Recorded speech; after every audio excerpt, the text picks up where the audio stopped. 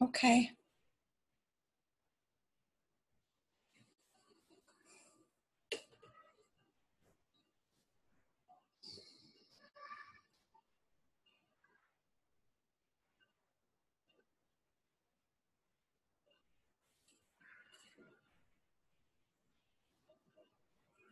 What do you want to talk about? Well, first, let's say good morning. Good morning, good afternoon, good evening. Thank you, Kate, again for everything. And we hope you guys had a good week this last past week. What do you want to talk about? You want me to choose what we talk about? Mm. Okay, fine with me.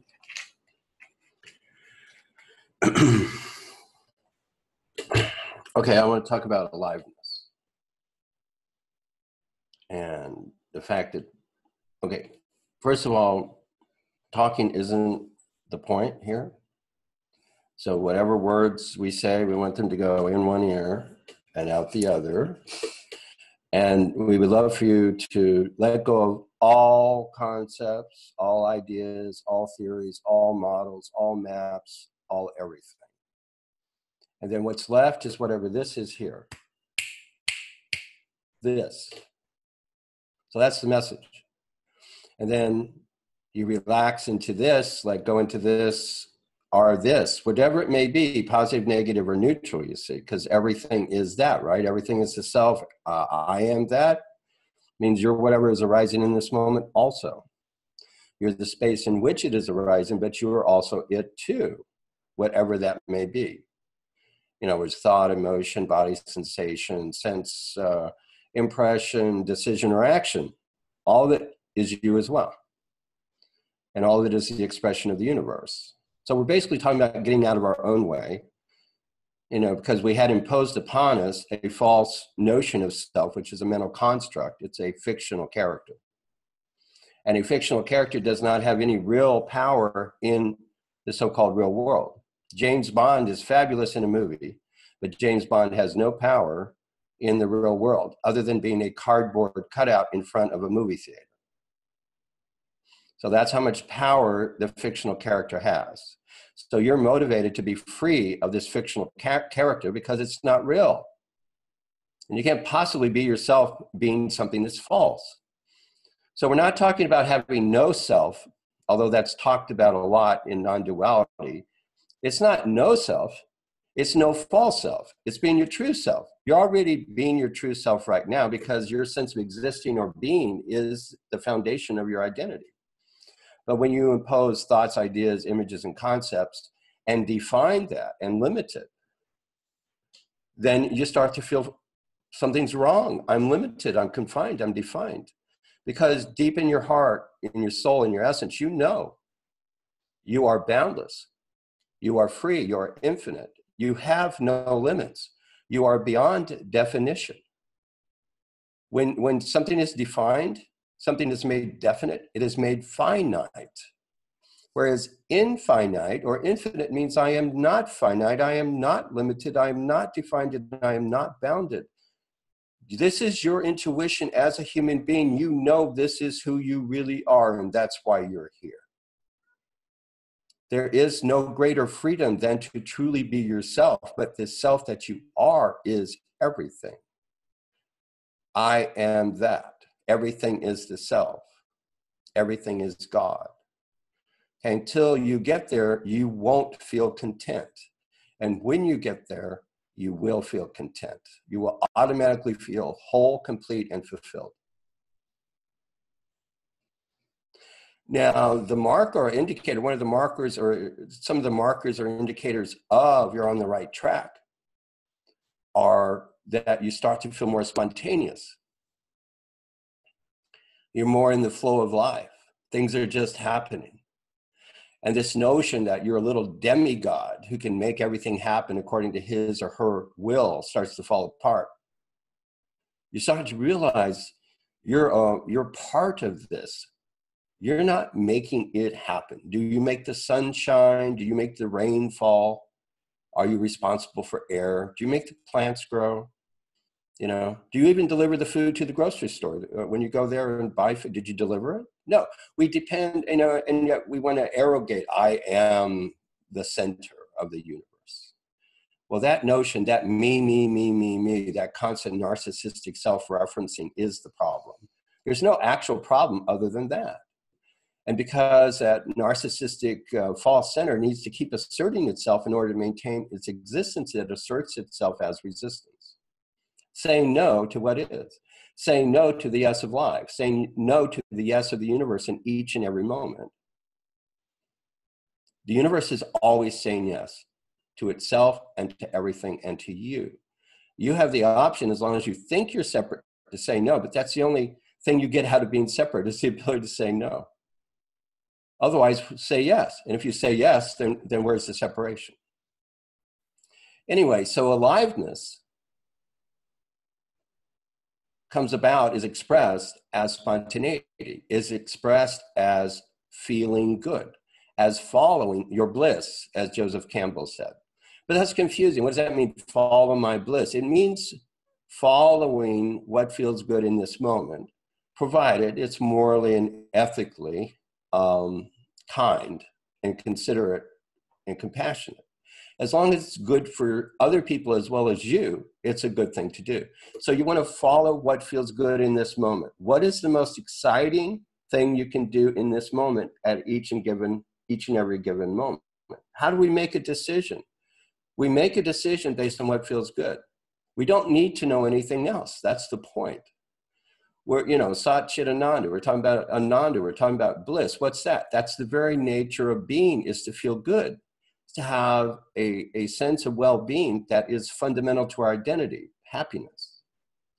So when you look at your life, you know, it's also part of spiritual awakening to be paying attention to that which makes you feel really good. Not chasing mystical experiences of bliss, but in this very moment, in this life, where is the Ananda? Where is the good feeling showing up? And you will also find that in conjunction with the arising of good feeling, choosing that which feels good and is exciting and turns you on in a good and healthy way, is also a sense of being in the flow, of fluidity, of spontaneity. Things are just happening. So it's not about taking concepts from what you read or you know what a teacher told you. It's about experiencing your own life in the moment and noticing exactly what's going on. You are the authority in your life. You are your own guru. You are the self, or whatever you want to call it, your true self now. And there is evidence of that fact when you look for it. But if you're always busy seeking, you're going to be looking for and looking at that which is not. And what I'm talking about, what we're talking about, is looking at that which is. Looking at where you are choosing to be happy. Looking at where you're choosing to feel good. Looking at how things are spontaneous. How things are just happening in your life. Why don't you come in here and rescue me, Ananda? Well, I often wonder when I think about long-time seekers, my students and the people that I meet that have been seeking for a super long time, and why they get so stuck. And I've realized that a lot of the issue is the fact that we really don't want to give up any of our worldly knowledge or even our spiritual concepts, because we've just studied so hard, learned so much, meditated for so long, that we are filled with ourselves, filled with the stuff that we believe is true. And you have to surrender all of it, you know, because the whole riddle of your existence is you've decided what that is through your worldly concepts, beliefs, and understandings. And if you're not willing to let those go, this is something you're never going to get, because it comes before anything else. You will never understand it through knowledge, through your intellect. You have to transcend the intellect. And that's how people awaken. because they let it go. You surrender. And then you become one with what is. And what is always now. No mind, no problem. I suggest we open it up for questions. What do you think? Yeah, I'm fine with that. Okay, so let's go for questions. About anything. Hi. You know, I keep lending out your book because I love your book, so I lent it out. But then the other side is I don't get to read it again. So I was wondering if you could describe more about 900 and what happens during 900. LOC, not page. Quickly. Well, 900 is basically you're very close to 1,000, but you still have a sense of world, and I call that the hermit, where you still find problems with the world. You need to isolate from it. The only reason you would ever feel the need to isolate from the world is you're still making the world to be real in some way. Whereas at 1,000, everything is the self, everything is God, everything is Buddha nature, call it what you like. Everything is that. There is no world except the world arises spontaneously from the reality. The world has no reality separate from the true self. So the 900s is a transitional state, but some people get stuck in it because, you know, they think they should be still spiritual. When you get to 1,000, spirituality goes, it disappears, it's gone, it dissolves along with the materialism. Both spiritual and material go away, as if they were both dreams. The spirituality was a remedy, an antidote for the materialism. And just like if you take medicine for being sick, when you're no longer sick, you're healthy, you don't carry around the medicine all day long, continue taking it. So when you get to 1,000, you forget about spirituality as well as materiality, but in the 900s, you're still a little stuck on being spiritual. Great, thank you. Welcome. You're welcome, thank you. And I would just ask if you can use the raise hand function only because we have so many folks here and there are multiple people that have questions. So thank you. David, go ahead. You're unmuted. Hi. You know, I remember years ago, I did a meditation practice called Transcendental Meditation. And the person that founded that system, Maharishi Mahesh Yogi, he also had a very simple map of consciousness, not quite as developed as yours. But what he would say was the first stage of enlightenment, what he called cosmic consciousness, involved what he called witnessing 24/7.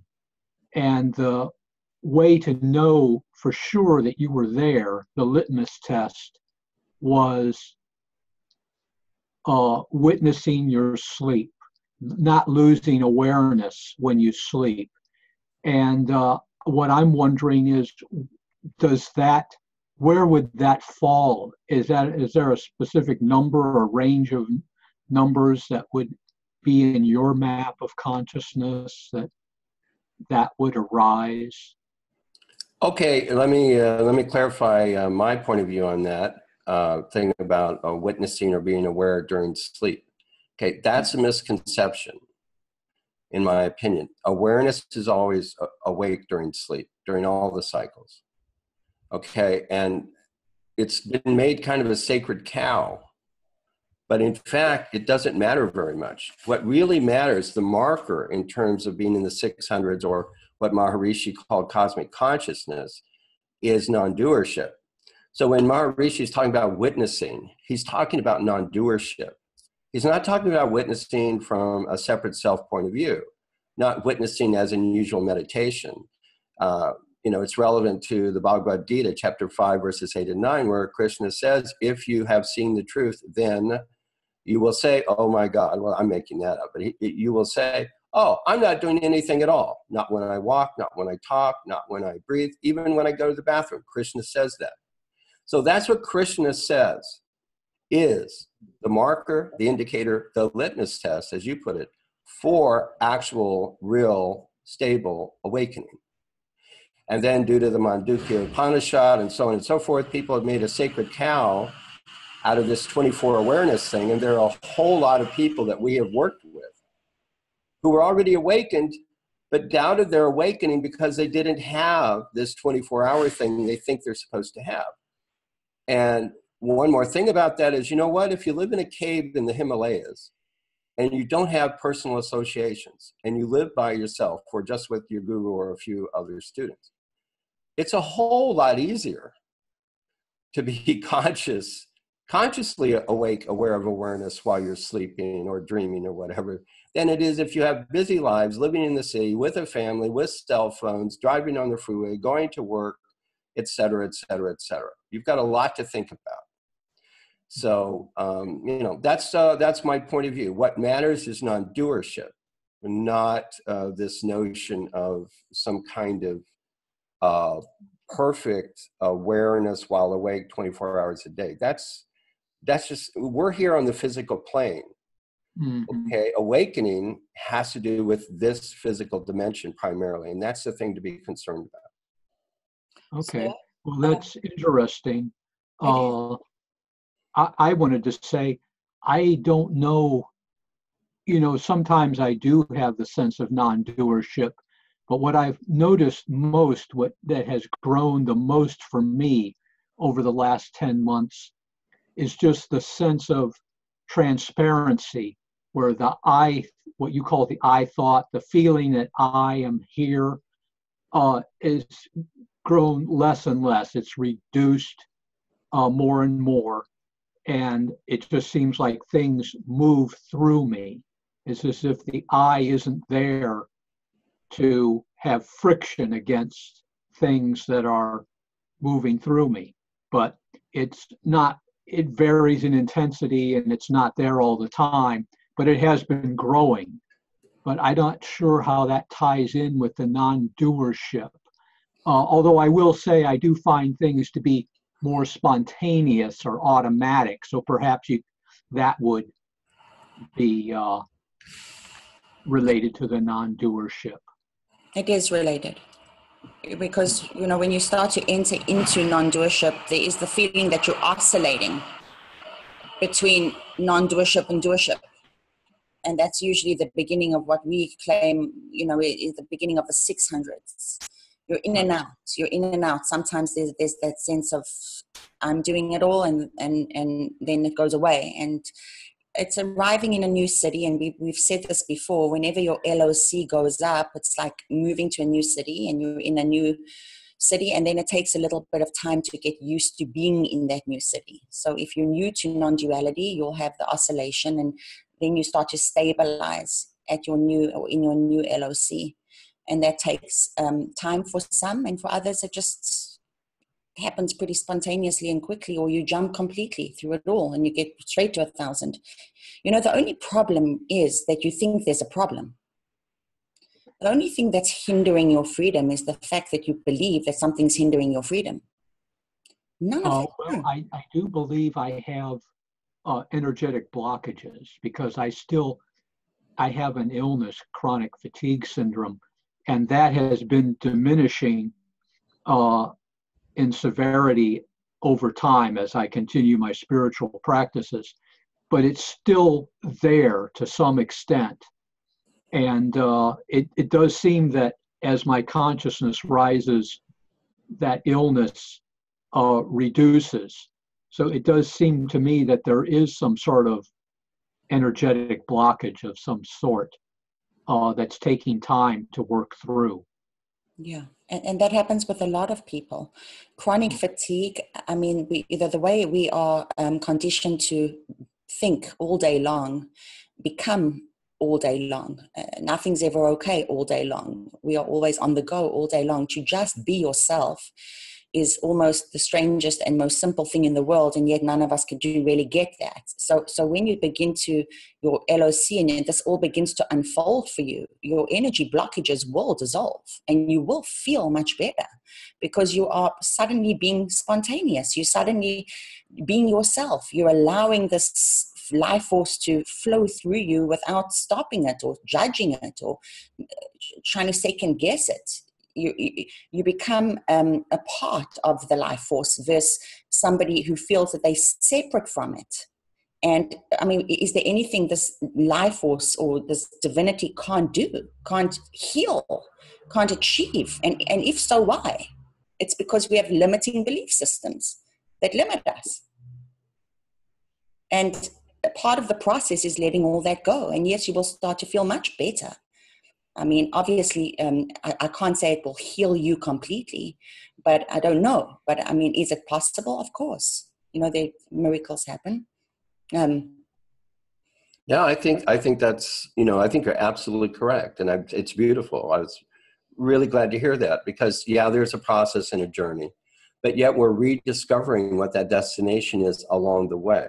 So, you know, we keep, so you're discovering the truth of where you're going by what's happening with your healing. That's your truth. That's authentic. That's real.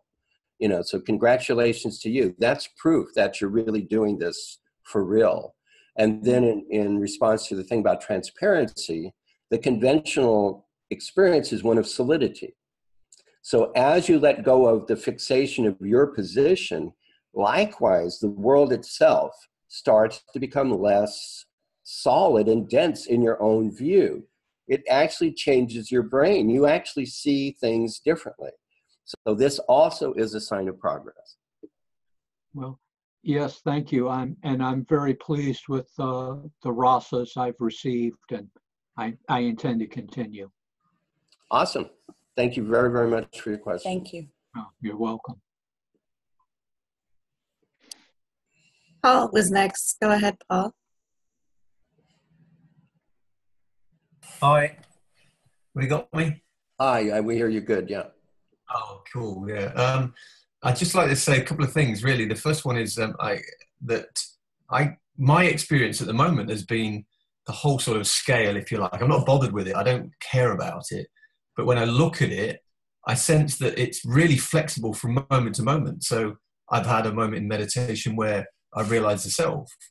You know, it's like, wow, there is nothing. There's nobody to talk to. Everything's been said. And it's like, oh my, and then you're back down to wherever it is again, your normal day. You know, I've fallen asleep and watched myself for the whole night asleep. But then that was during a period of real Kundalini activity. After last week was my first session. And the moment you said, right, close your eyes, I just felt my head go boom like that. And within 10 minutes, from the base of my heart, the sternum to here, was just one movement going like this. The whole thing was alive by itself. I've been struggling with some knee problems. And all week I've been walking along, I've been bouncing along, kind of floating like this, as if it's like, wow, really conscious of the fact that I'm so light. But the question is really, from moment to moment, there's this feeling or sense that you're going somewhere or achieving something. And you have this, this moment of, and then an hour later it's gone, you've forgotten it, and you've forgotten it, and you can't get there again, and this goes on. And this has been happening to me for years. Is that something, is that just pure ego? Is that I thought just grabbing on again, prostituting itself and saying, here we go? I think I'm using your words there, Ramaji. I think you. Yeah, right. Well, the good news is that all comes to an end at 1,000. It comes to an absolute full and final stop. Now, please, yeah. Because what you're talking about is seeking, and you're talking about the need, the experience of lack in the moment, and I need to go find something outside of this moment to change or improve the situation. Yeah. The total acceptance, total approval, total embracing of this moment as it is, as God, as divine, as self, as perfect, only takes place at 1,000, or self-realization, when the I thought is gone. Otherwise, the I thought's always underneath there going, not good enough. This isn't it. Should be bigger, should be faster, should be something else, but this isn't it. Yeah. And that, no matter what's going on in your life, that's underneath. And, or another analogy is this sharp stone in the shoe. No matter, that stone's always there. So when that's gone, That's actually what the big deal is about in terms of enlightenment or awakening. That's the big deal. That Yeah, is which is no now. big deal.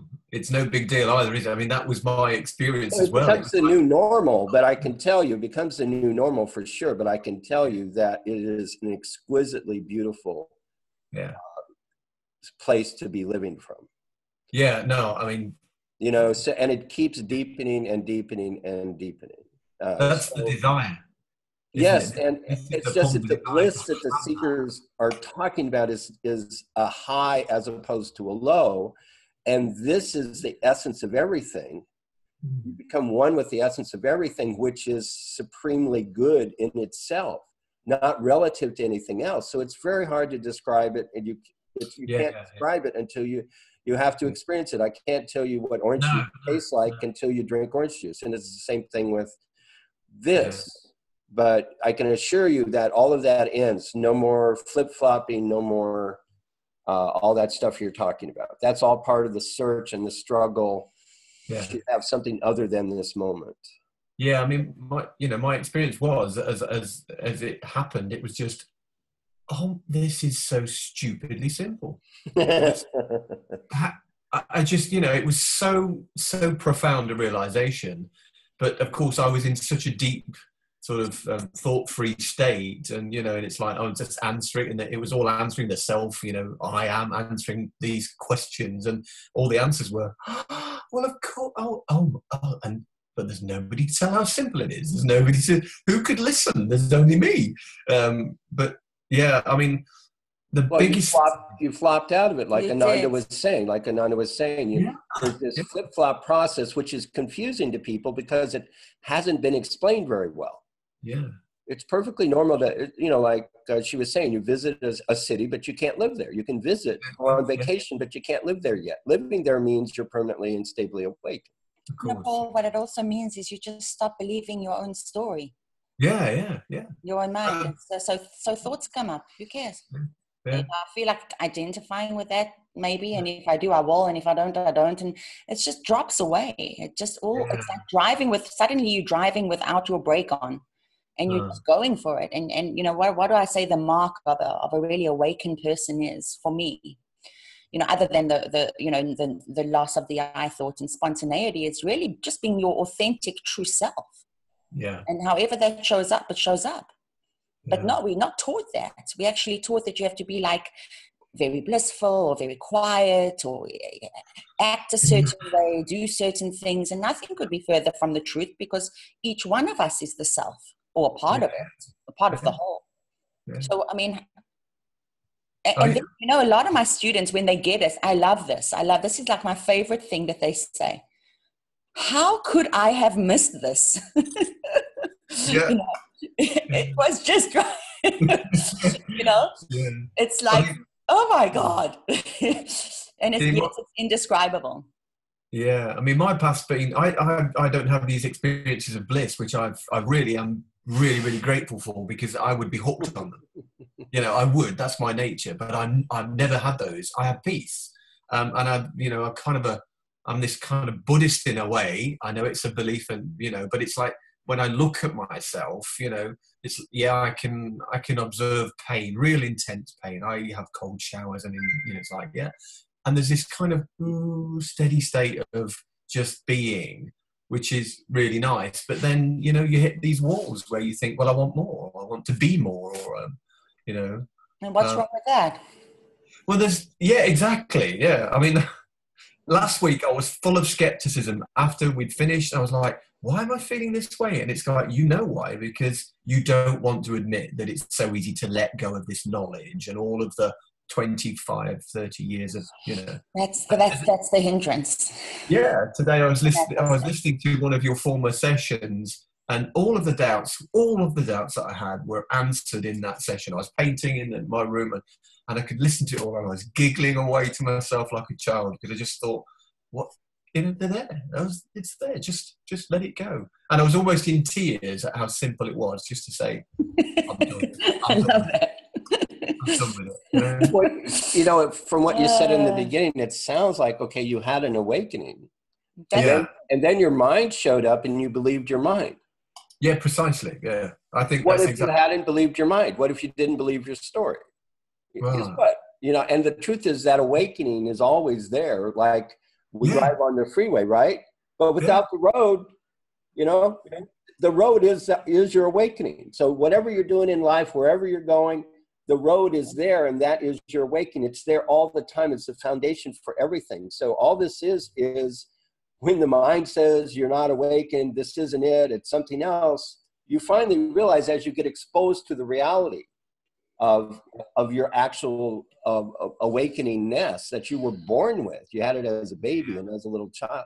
You begin to realize, wait a minute, you know, I'm being conned, I'm being tricked. When I leave, I didn't actually leave. I just think I left. I think I left. There was a shift of my attention. You know, I can, you know, hold this bottle of, you know, sparkling lime mineral water from Trader Joe's in my hand, and I could actually start focusing on something else and forget about it. It's still in my hand. So that's it. It's in our hand, the diamond in our hand, but we get distracted from it. So anyway, that's a very, very, very great point you're making. Great question. Thank you. Yeah. Mary, go ahead. Okay. Hi. Hi, Mary. Hi, Mary. Hi. I've had an inquiry, and your opening really stimulated it for me, where you said, I actually wrote it down, that you should go towards excitement and good feeling. Yes. Always. I guess my question is just to ask for a comment, because there is, you know, in many traditions, there's a sense that, and in what I see in the spiritual beings, you know, there's a sense that there's a period where this vital, where we have this driving desires and pleasure, and like what I want to do is, you know, go, you know, drink 20 beers and fall off the bar stool, or what's going to feel good. I mean, there's this lack of discrimination about, you know, so if you're following these feelings of excitement in particular, I mean, that's a funny, you know, excitement. I mean, I remember going through a phase where instead of choosing excitement, I tried to choose peace. You know, if I was sitting in a moment, I would say, well, do I really want to go to excitement, or do I want to choose peace, or do I want to, you know, and I was just curious, because it seems to me, I was just reading your book, Ramaji, and I was reading the section about, you know, sexual impropriety, or what we might call that, or these issues that arise with teachers and whatever, and this sense that the vital hasn't ever quieted, that there's still kind of unresolved drives or issues. I just wanted to get comment on that. I'm just curious. Well, I mean, as I recall, when I was talking about that, I did put the context to be that you do check to make sure it's something that is not only going to feel good for you, but in the short and the long term, as best as you can tell, will also feel good for others and, you know, benefit them as well as benefit yourself. So this is not a message for the masses. This is a message for serious spiritual seekers who have been self-disciplined, who do know the difference between right and wrong and good and bad, who do understand what kindness and compassion look like, and are moral and ethical beings.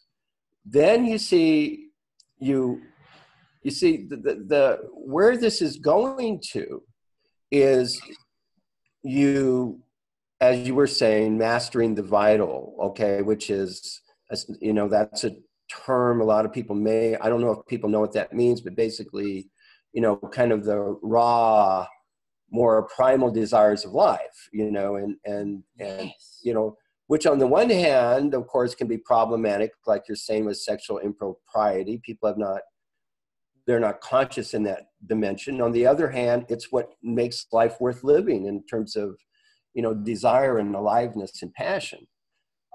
So yes, we are saying you are someone who is already a moral and ethical being. You are mature, you know.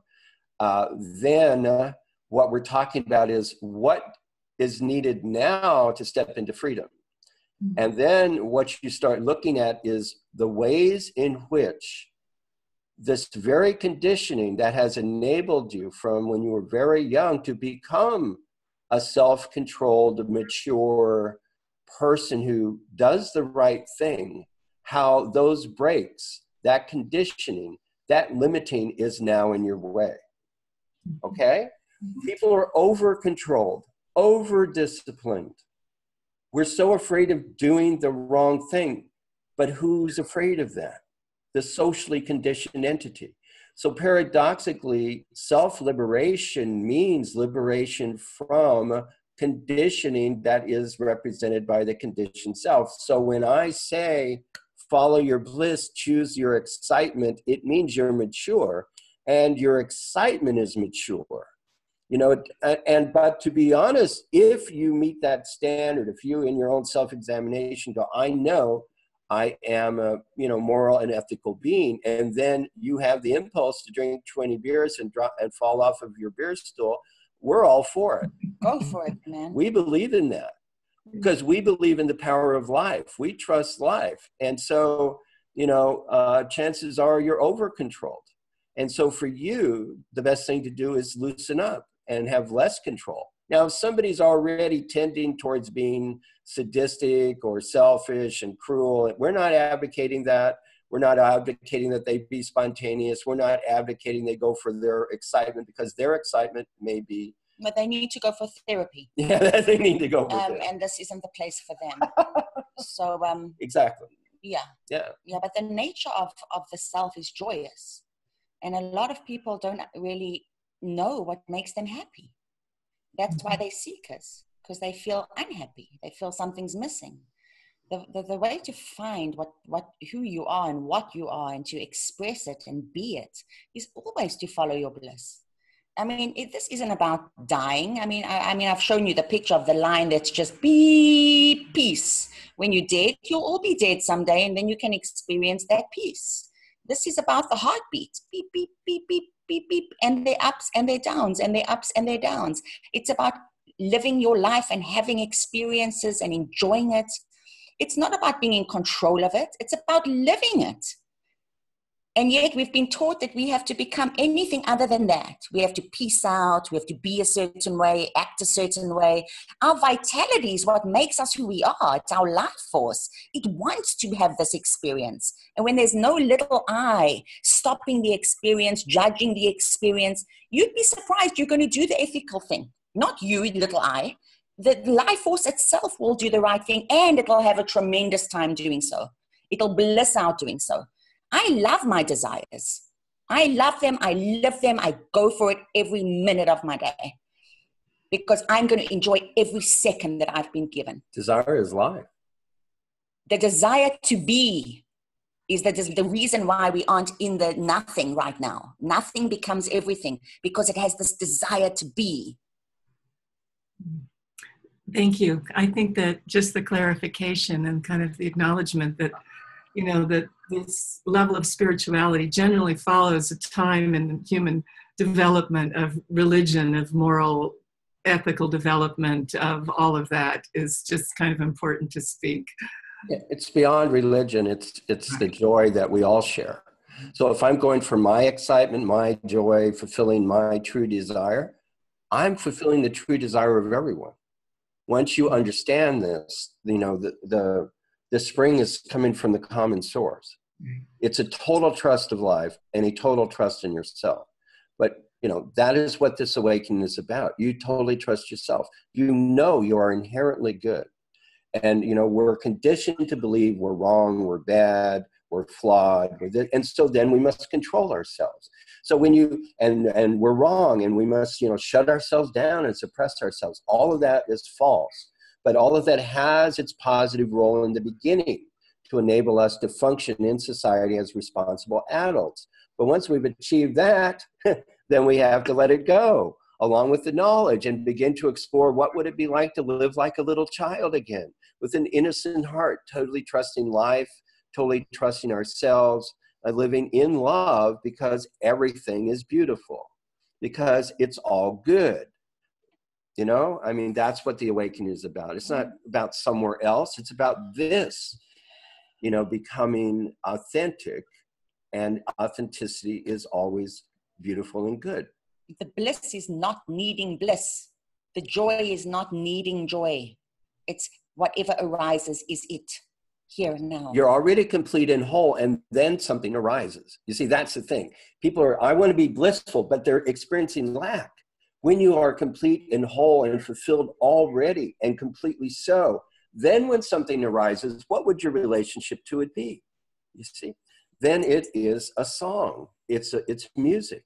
Everything is Yes, that all way. in grace. Yeah, it's all grace, exactly. I said it is all grace, but I said it's the full embrace.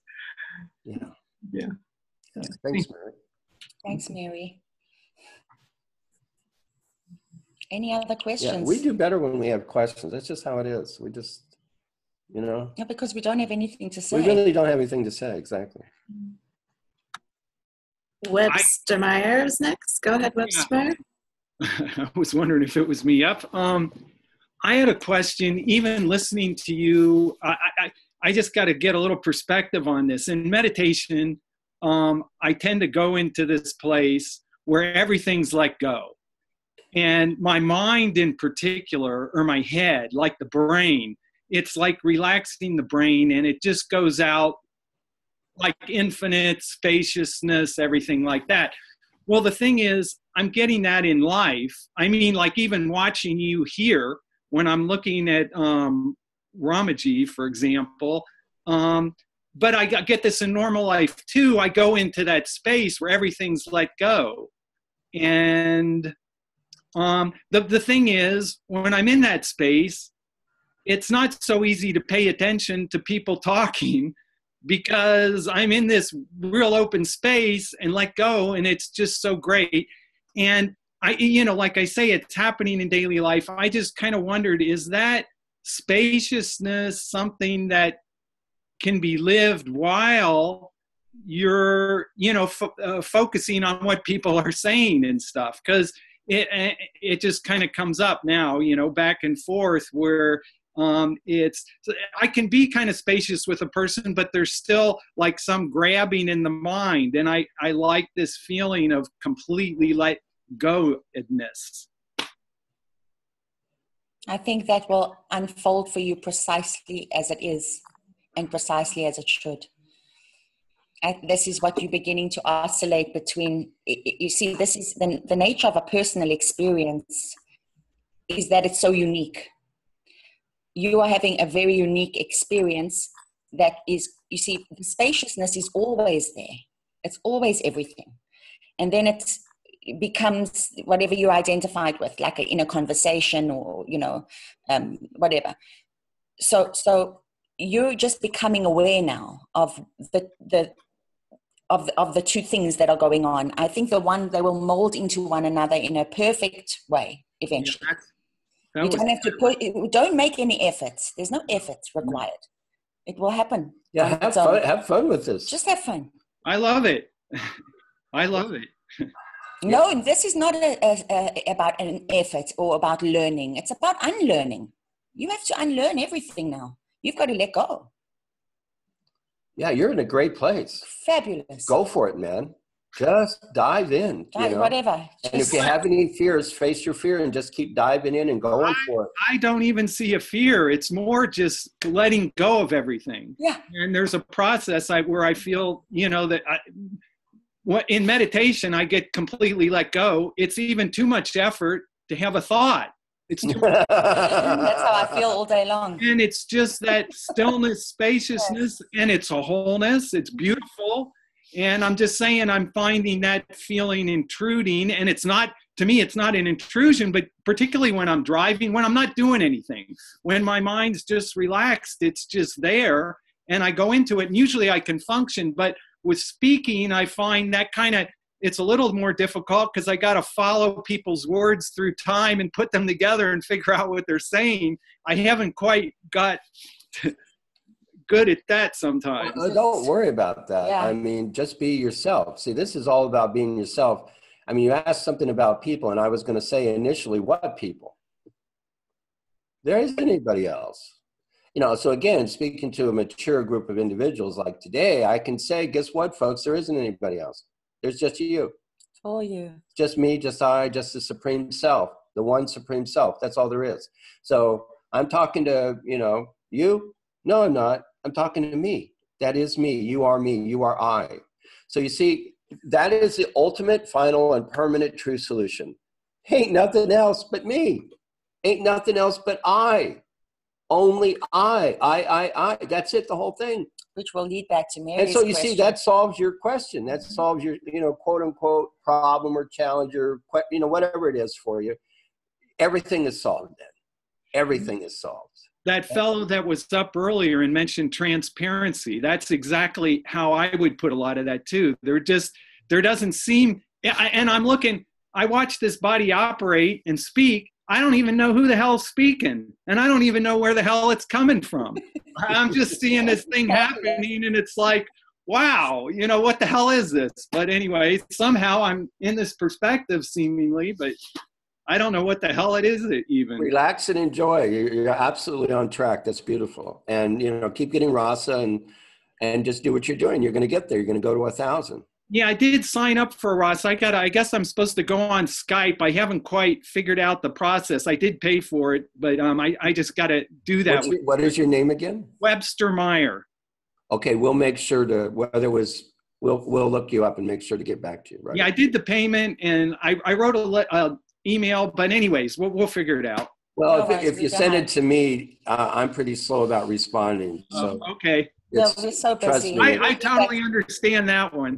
We have tons of emails. Yeah, tons. Okay, wow, thanks, man. That was beautiful. Thank you. Yeah, love it, love it. Yeah, that's another thing. We're lucky. We get people who are ready to pop, or they're already in non-duality. Amazing. You know, we're so grateful. We get all these fantastic people. You know, a lot of the people on the call are, you know, right on the verge, or they may already be in non-duality, and some people on the call are already at 1,000. So, I mean, you think about it, you go to the regular average Satsang. What do you have? Most of the people, a lot of the people are there for a social reason, you know, to hang out with cool people. You know, I mean, they're just not actually ready to let the whole thing go, like Ananda was saying, to let go of all that knowledge and all that investment, right? That investment in their seeking. You know, I mean, can I really let that go? Until you're ready to do that, guys. Yeah, that's end of seeking. Otherwise, you're still in seeking. That's the end of seeking. Where you're burned out. You realize, oh my God, you know, I've been chasing an illusion. My tail. Yeah. What you seek is seeking you. Yeah, this is it. Now. Okay, somebody else. Step right up.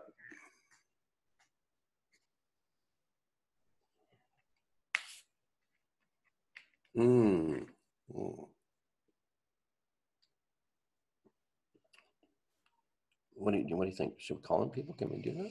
I don't know if Kate wants us to do that. Okay. You can call on people if you like. If you see them, I have a very limited view. I can just see the raised hand function because the recording is on you guys. So if you see someone that has their hand raised, go for it. Oh, if they have their hand raised. Oh, okay. Or if you want to call, you know, however you're in the flow. Oh, okay. Wayne. Yeah, Wayne McClendon. Can we talk to you, buddy? Yeah, just. Hello. There you go. Okay. Hey. Hey, Wayne. Wow. There's still a lot of swirling of everything going everywhere. And unlike the other people who are speaking, I seem to be having these same experiences like the gentleman was talking about. I had a conversation with my wife yesterday for about 15 minutes. I have no idea where it came from, but it felt good and it seemed like it was all true, but it wasn't me doing it. But at the same time, I'm in this, as you know, this process of everything just unleashing from stuff that's been very, very old. And it does seem like it's clearing, and I've been doing what you're saying. It seems to be working. I've been adding some of the things that I know from my own training and other areas, particularly with the energy work, to it also. And that seems very complementary with it.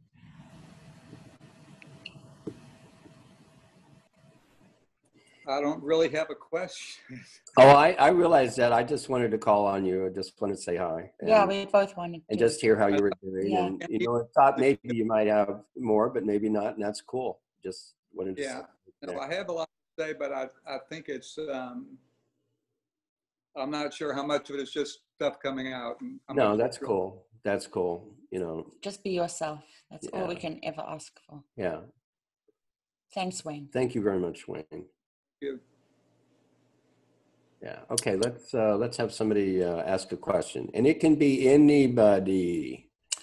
Jill, I just want to say that Jill, because she has her virtual hand raised. Okay, go ahead, Jill. Oh, hi. This is just kind of a technical question.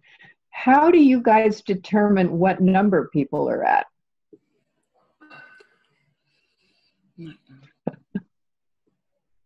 Well, there's something called biokinesiology, and there's a finger ring technique. But the main step is you have to have the ability to tune into the core or essence of the person. Okay. So it's a feeling communion. And that skill is maximized after you get to 1,000 because everybody is yourself.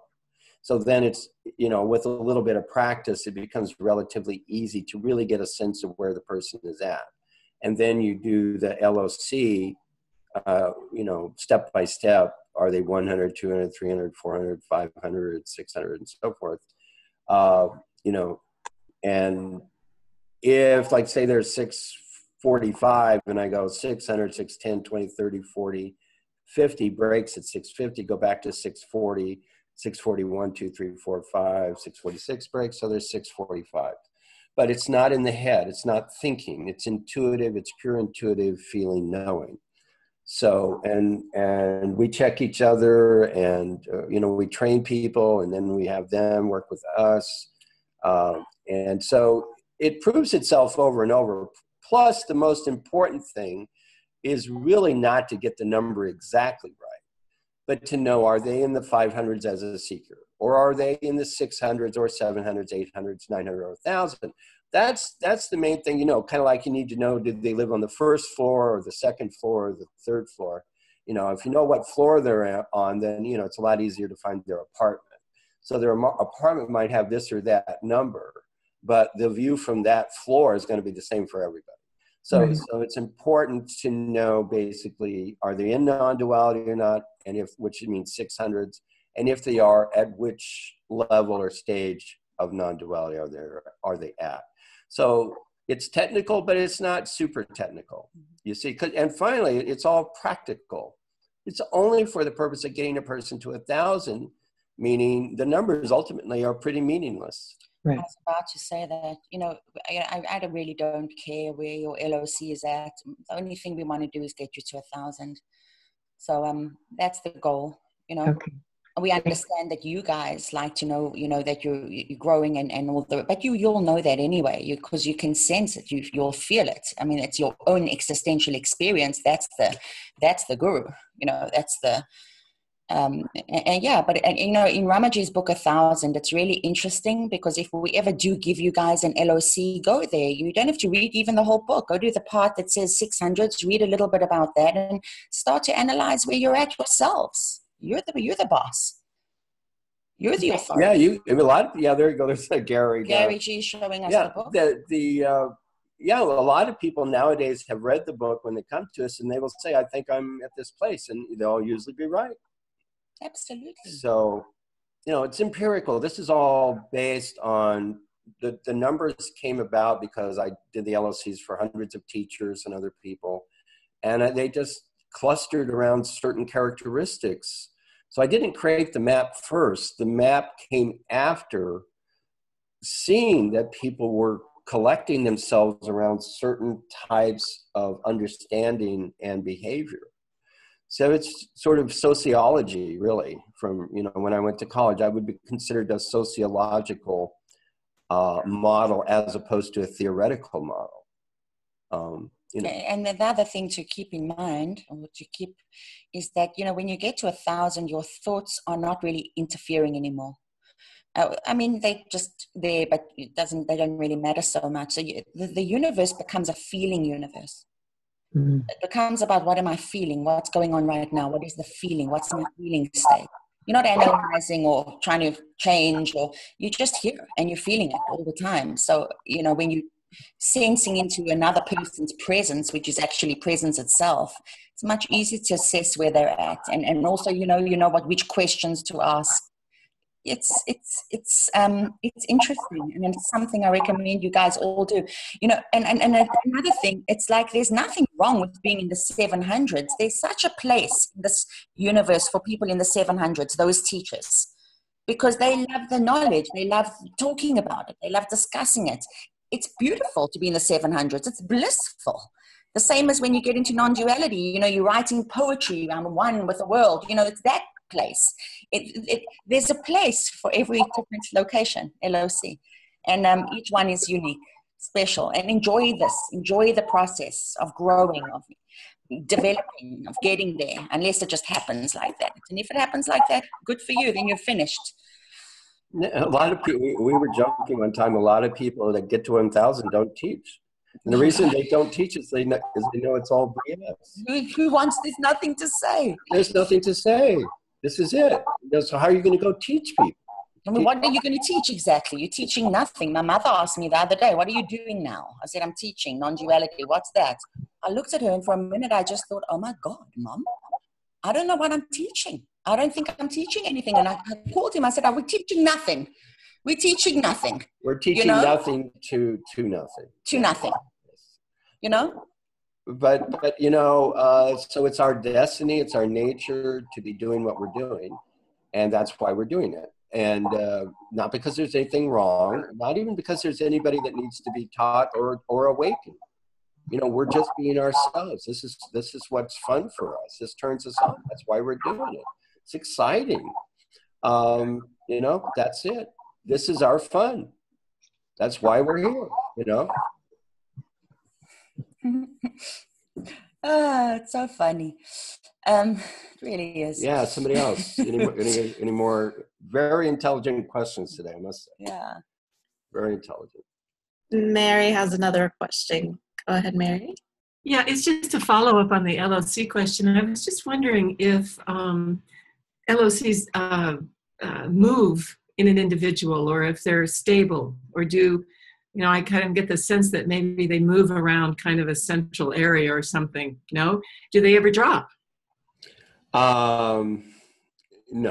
I mean, the whole point about RASA, it started in 2011, and I would not have pursued it if it was only providing experiences. It actually changes the brain. The light that comes down when we open your crown chakra and the divine light comes down, it changes your brain, and your brain is permanently changed, which means whatever LOC you achieved, you are stable at now. You may have this or that experience during the RASA, but what happens to you and your brain is permanent. So, and as far as it changing, it doesn't go down, but you know what? It could go up. So sometimes, often, somebody gets a RASA, their LOC goes up, and then when we see them again, however long that is, week, 2 weeks, a month, whatever, it could have gone up some more, you see. So that's because you're inherently being called or pulled to go all the way, but it doesn't go down. So please don't be concerned about it going. You may feel, see, like Ananda was saying, you could have flip-flops, go in and out, visit, but you can't stay. That is what's happening, you see, but your LOC isn't changing. It's like the LOC is a new baseline. And then, that heartbeat, that pulsation's up and down, but in reference to the new baseline, not the old baseline. So that your LOC doesn't change, but you might experience glitches in integration. Well, you're having experiences. I mean, again, to say it's integration, I feel most of the integration has taken place automatically because the brain and the nervous system were automatically adjusted for the new level of consciousness, which is what LOC means. Mm-hmm. You see, you're not the doer. So this is like putting a dirty shirt in a washing machine. How much is the dirty shirt doing? Not very much, except to be there. So that's all we're asking for you to do. You're all, spiritually advanced people, advanced seekers, And we're just saying, hey, enjoy the ride. Mary, an LOC is the mind. Your essence is always at 1,000. You're always Right. awake. You're always this. You know, the mind has an LOC. So that's how you're tapping into where is this person at, as far as where do they think they're at. We already know what you are, you know. So, and when you finally get it, you're going to think, holy shit, I don't even know why I even came to them in the first place, you know, or even read a spiritual book ever, you know, but you get there. You'll get there on your own. Yeah, you're at 1,000 now, only your mind is not. Your mind is fluctuating, going up and down, and providing various experiences. When you get to 1,000, what that really means is that the mind has dissipated, and all that's left is just whatever you need in order to function, but not, I mean, and function in a fabulous way, don't get me wrong, but nothing more than that. It's no longer, you have thoughts, but in a certain sense you have thoughts, but no mind. There's no density. When we tune into a person at 1,000, we do not experience density, you know, any kind of mental density around them. When we tune into somebody at a lower LOC, there's still some density. So it's only a question of density, which is, you know, like just, you know, and you end up with a clean t-shirt. You know, I mean, that's, you know, that's it. But at the end of the day, an LOC is another concept. So you have to drop it. Drop it. That too. You have to drop even the LOCs, even the 1,000, whatever. Drop it. So you're the new high efficiency washing machines. Is that? Yeah, that's exactly what we are. Exactly. Yeah, that's what we are. Yeah. We're finishers. You know, we're the FedEx person that knocks on the door and hands you a package. We did not create the package. You know, we're delivering. That's what. You know, it really doesn't matter how you get the package. Yeah. As long as you get it. Yeah. Okay, we got time for maybe one more question. So someone wrote in a question, and the question is, are people with 1,000 LOC getting angry at others, or knowing there's only I, they cannot feel anger? Why would I not feel anger? That is a bizarre question. Is there a stormy nature? So people at 1,000, yes, they can definitely get angry, and yeah. I mean, there's so much loaded in that question. It's a big one. You know, let's put it this way. Whatever is natural for you to do is what you will do. Is what you will do. And when you get when you're post 1,000, you're at 1,000, and now you're in the process of living from that place, being your natural self. We can say that your personality, your character, your way of expressing yourself optimizes. It normalizes. In other words, the bad stuff tends to fall away. You know, I mean, for example, I got angry at somebody last week. Me? No. On the call, I got angry. Oh, yes. I had a question. He gets angry at me. And I get angry at her. But I used to be much, much worse.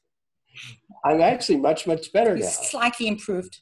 But you see, so this process is a constant washing away, and so that's what I would say. You actually become more and more in the direction of what you're talking about, but the most important thing is to actually be your actual spontaneous natural self. Nothing else is more important than that.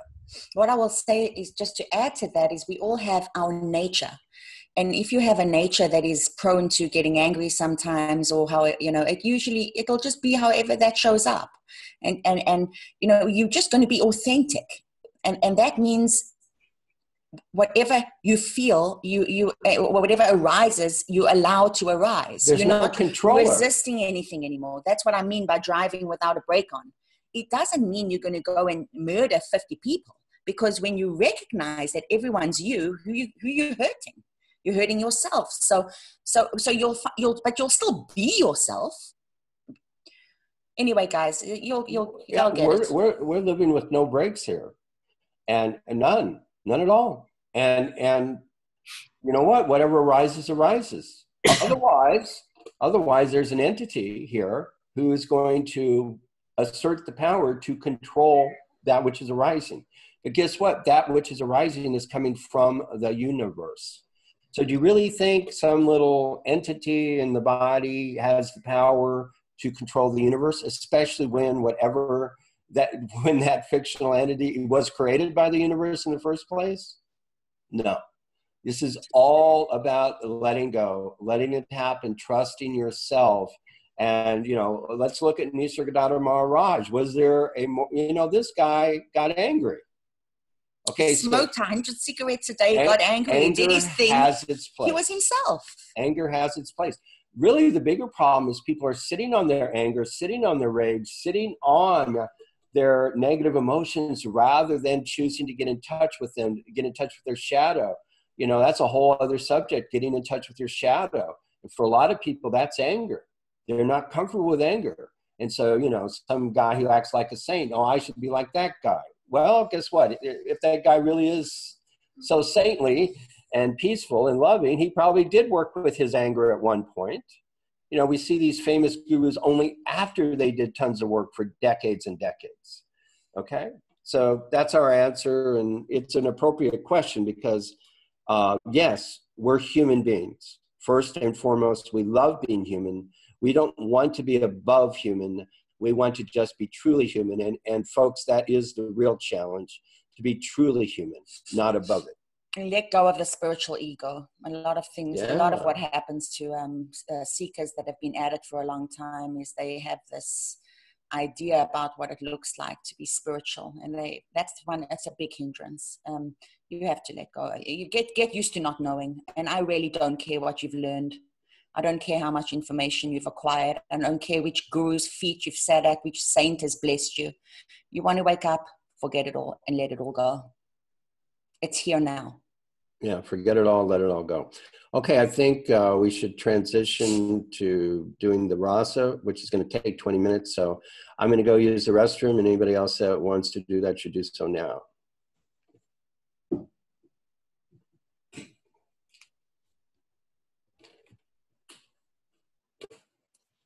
While we're waiting, Ananda.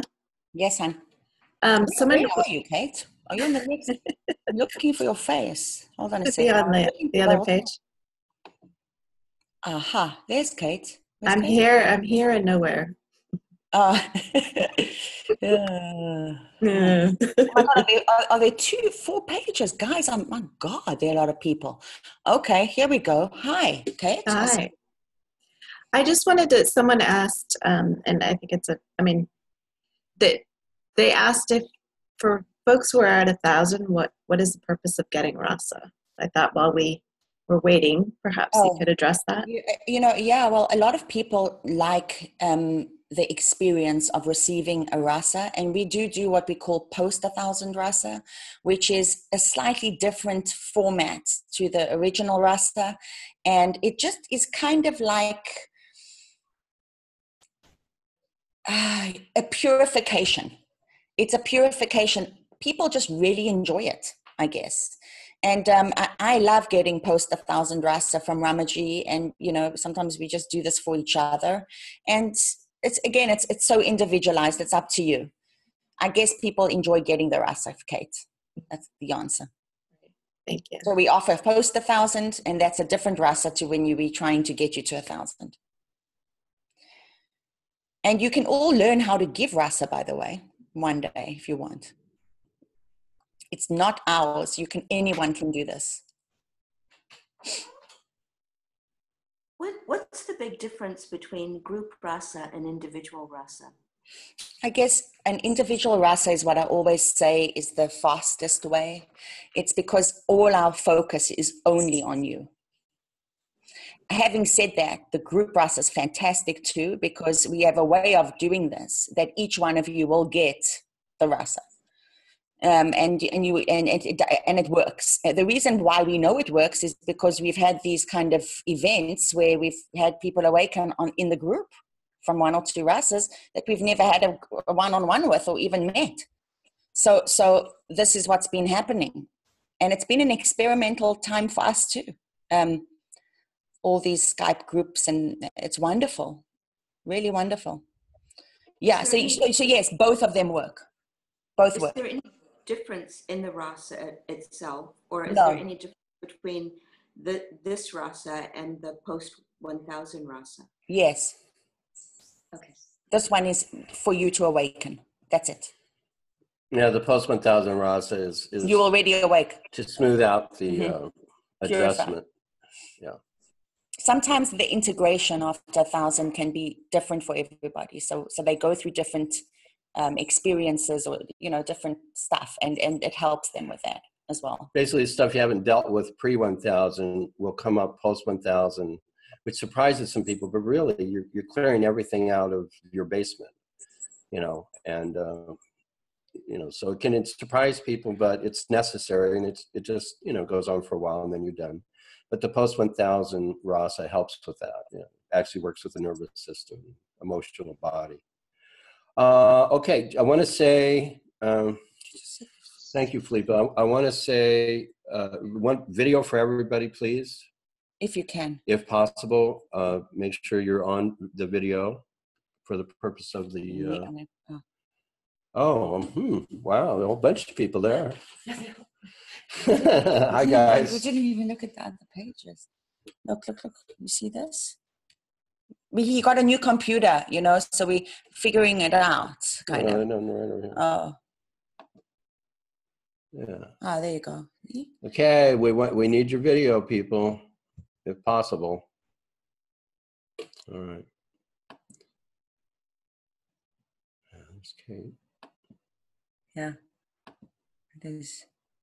Okay, so ready? Okay, we're gonna have to flip these pages, eh? Yeah. That's what I did. Okay, so it's going to be 20 minutes, eyes closed. And we ask you just to be relaxed and receptive, like you're getting a massage or a suntan. Don't meditate. Don't do anything. Just chill out and receive. You've done all the hard work to get to this in the first place. We're going to open your crown chakra, and then the divine light will come down. And as Ananda was saying, there is a synergy that takes place, which magnifies the power of the group rasa. So you are helping each other out to make this a powerful experience for yourself, and not just an experience, but an awakening. Okay, here we go. 20 minutes in silence, eyes closed.